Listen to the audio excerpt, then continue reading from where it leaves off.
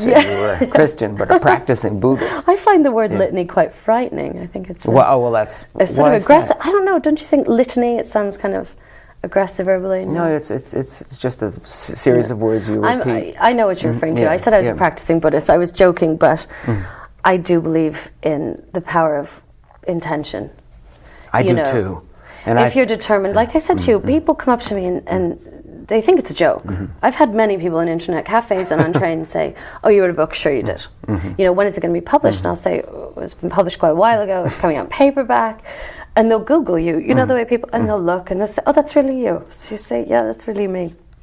And then they think there's some magical key that gets you published, as though your father has to run a publishing house or you met someone. I do believe in magical moments and good luck. But like I said, I sent this off to every publisher in Ireland and England. And it was my intent to do it. And I remember my agent said to me, well, it might not be published. And I just didn't consider that a possibility. Yes, I think it's important not to. I mean, it'd be the same with running or something. It's the focus. You're going to reach that goal. That's right. That's right. So. You don't want to consider the possibility. And I do think the power, I believe terribly in the power of intention. I don't like people who say that if you wish for $1 million, you'll get it, because I think they're lying to you. Yeah. But I do think, and I think... Because wishing is different to intent as well. That's right, exactly. But I do think, and I think there's an ethical component to it. I mean, in War and Peace, Tolstoy says about Pierre, he was one of those people, and you see this, he's such an ineffectual guy who could only be courageous when he was certain about his moral position. Right.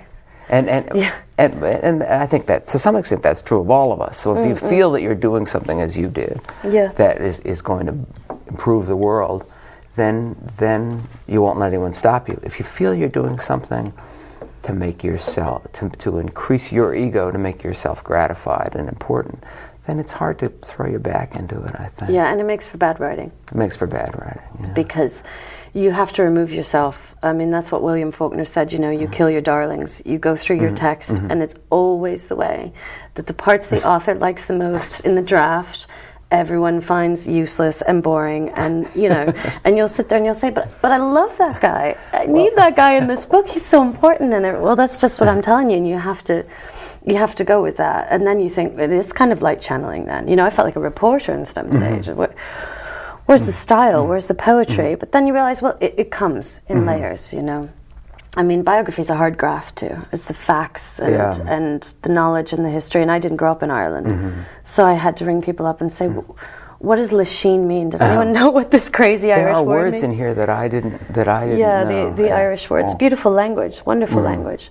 But it's backwards Irish, actually. I mean, in the way that we say, are you well? They say, well, are you?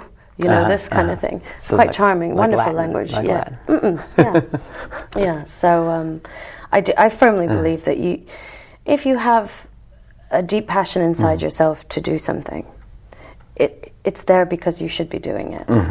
That passion is not there for the paycheck. It's there because you just know it's something you need to do. And I don't think you would want to do something that much and that badly if it wasn't for you, and it wouldn't create positive things in your life. Presumably in other people's lives too. I hope I don't so. think we have such a separate identity. So, and you actually, to tell us about it, you actually wrote the book really without encouragement and without any support. You just went ahead and did it. Yeah, I think a lot of people thought I was a little bit crazy to do that.